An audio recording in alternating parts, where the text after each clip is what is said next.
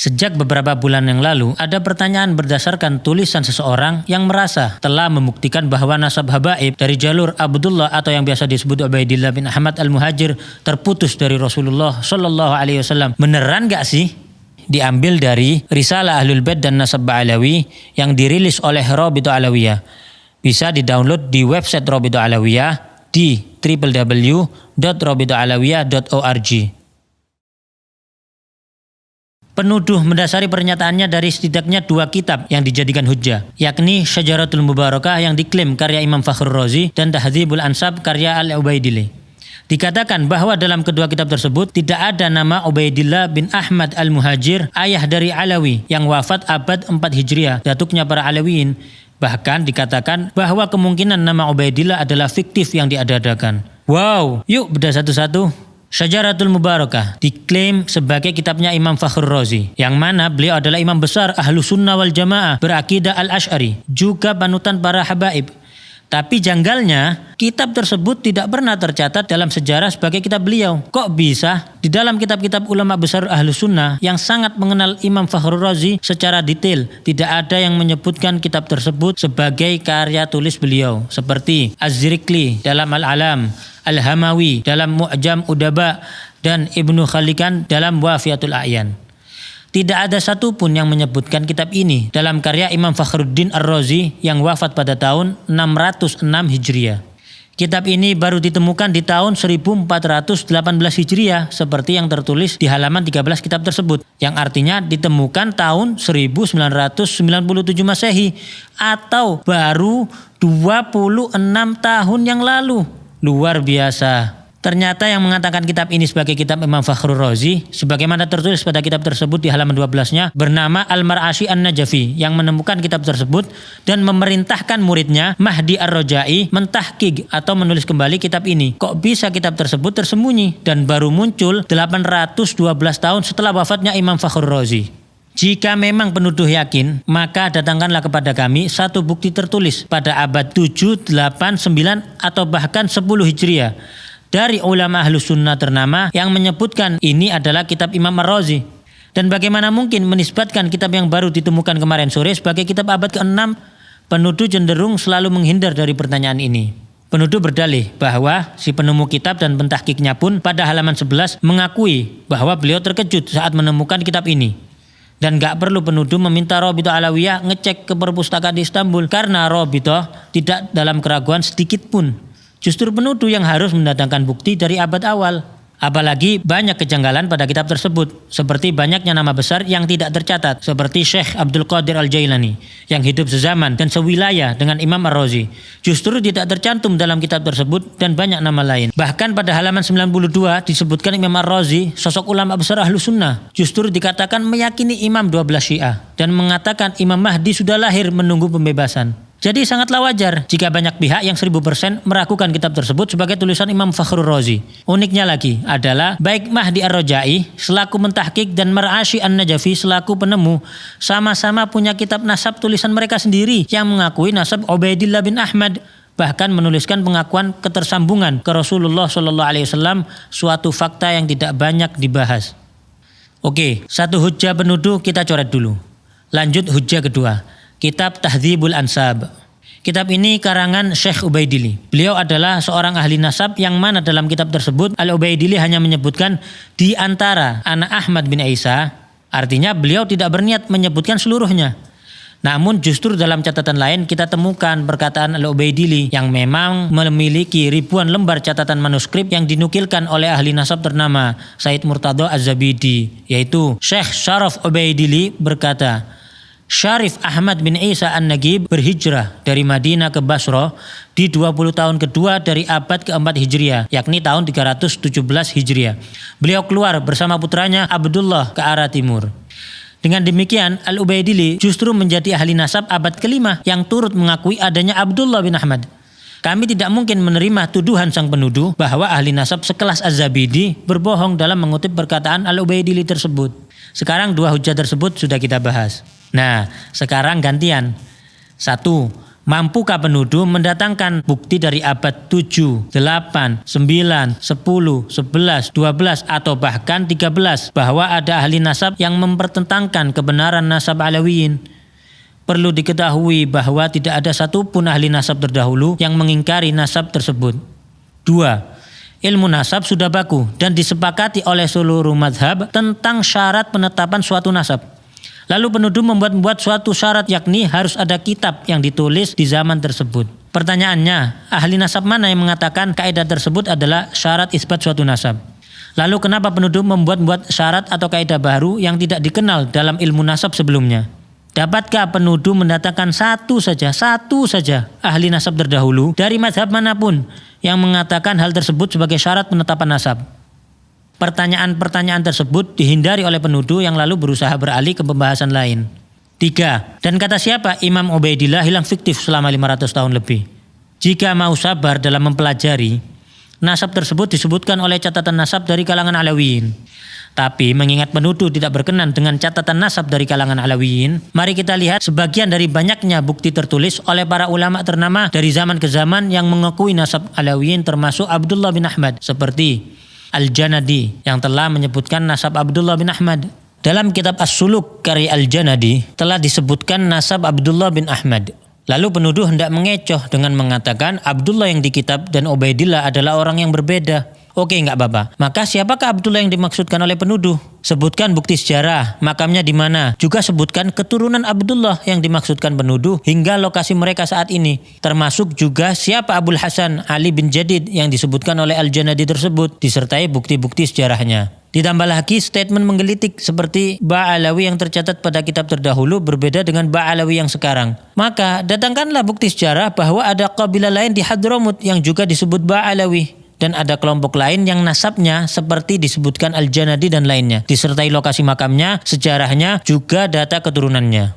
Al-Yafi'i, Al-Malikul Afdal yang juga menyebutkan nasab Abdullah bin Ahmad. Ali bin Al-Hasan Al-Khasraji juga menuliskan nasab yang sama. Al-Husain bin Abdurrahman Al-Ahdal yang menuliskan nasab keturunan Abdullah bin Ahmad. Abil Abbas Ahmad Asy-Syaraji Az-Zabidi yang turut menyebutkan nasab Alawiyin yang tersambung. Imam As-Sakhawi yang menyebutkan nasab yang bersambung pada Ubaidillah bin Ahmad. Imam Ibnu Hajar Al-Haytami, ulama besar yang juga ahli nasab yang turut menyebutkan sanadnya bersambung ke Ubaidillah bin Ahmad. Al-Ayashi yang menyebutkan nasab yang bersambung hingga Ubaidillah bin Ahmad. Syekh Al-Muhibbi dalam kitabnya Khulasatul Athar menuturkan keluarga Ba'alawi dinisbatkan kepada Alwi. Alwi ini adalah putra Ubaidillah bin Ahmad bin Isa. Beliau adalah sosok yang menjadi muara berkumpulnya nasab mereka. Nasab mereka telah disepakati oleh para ulama ahli tahqiq dan telah diperhatikan untuk dijelaskan oleh banyak ulama.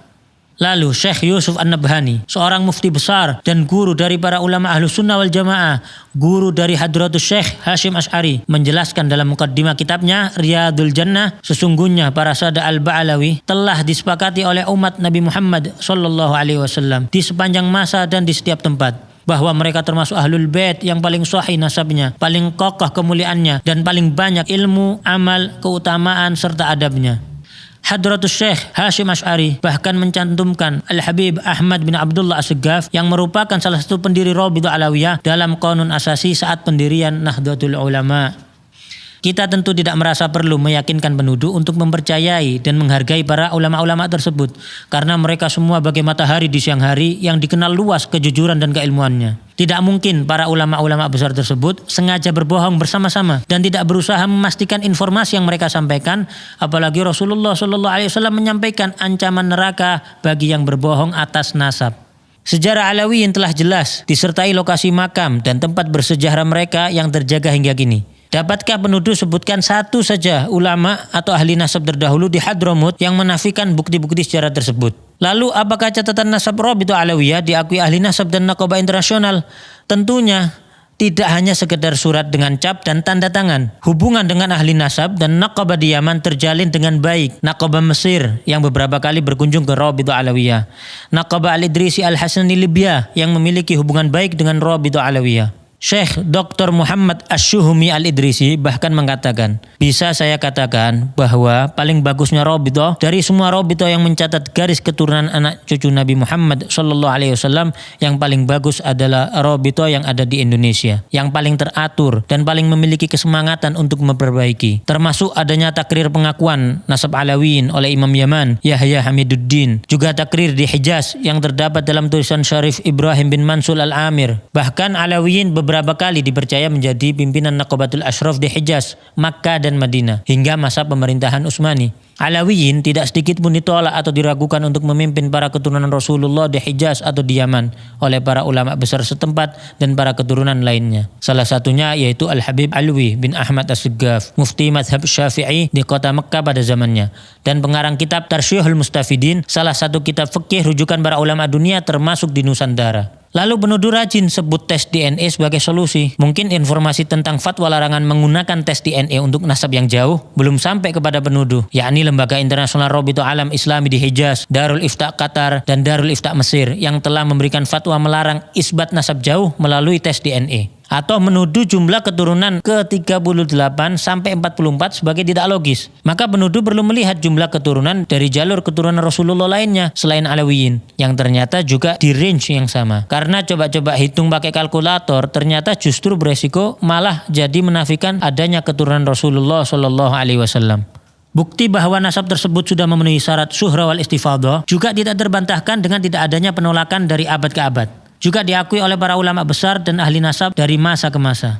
Tidak disebutkannya sebuah nama pada suatu kitab nasab tidak dapat diartikan orang tersebut tidak ada atau bahkan fiktif. Karena terdapat ulama dan ahli nasab thiqah lainnya yang menulis dan menambahkan. Maktab Daimi di dalam Rabithah Alawiyah ditujukan untuk melanjutkan catatan-catatan nasab dari para pencatat terdahulu kalangan Alawiyin untuk diteruskan di Indonesia demi menjaga keberlangsungan dan pemutakhiran catatan nasab tersebut. Jadi, meski didirikan tahun 1928, catatan nasab yang digunakan bersambung sanadnya dari ahli keluarga dan nasab zaman ke zaman. Tentu kita bersyukur kepada Allah Subhanahu wa taala. Terdapat para kiai, ulama dan banyak pihak yang berdiri membela para habaib. Jika ada beberapa oknum habaib yang belum mengikuti kemuliaan akhlak dan kesolehan datuk-datuknya, maka kami memohon doa antum semuanya agar Allah Subhanahu wa taala memudahkan langkah mereka menuju kebaikan. Nasab yang bagus itu bukan untuk membanggakan diri, bukan untuk meremehkan orang lain. Nasab yang bagus itu adalah tuntutan bagi kamu. Kamu harus seperti datuk-datuk kamu yang baik, yang soleh. Dulu kakek-kakek kita itu dicintai masyarakat karena kontribusi sosialnya yang nyata di masyarakat.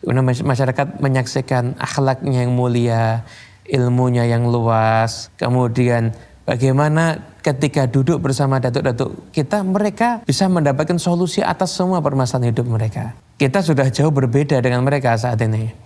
Bukan malah nasab itu dikapitalisasi, dijadikan kebanggaan karena tidak ada gunanya sama sekali. Anda tidak mendapatkan ini dari usaha Anda. Dan kepada para habaib yang telah berusaha melanjutkan estafet keilmuan, akhlak, juga kontribusi bermasyarakat sebagaimana datuk-datuknya, maka kami mohon doa agar mereka pun diberi kekuatan oleh Allah untuk dapat istiqamah. Rasulullah SAW bersabda, barang siapa mengaku-ngaku nasab atau keturunan yang dia sendiri tidak mengetahuinya, maka jadi kafirlah ia kepada Allah. Dan barang siapa mengingkari nasab walaupun samar nasab tersebut, maka kafirlah ia kepada Allah.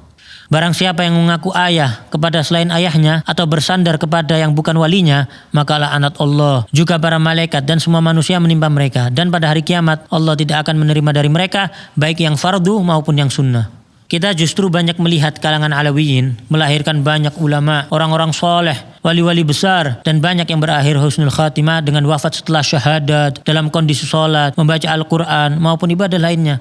Jauh dari tuduhan kaum terlaknat atau pembohong. Namun kami peringatkan, janganlah kita mencaci para penuduh, menghina mereka, atau berlaku kasar pada mereka. Karena setiap manusia pasti berbuat kesalahan.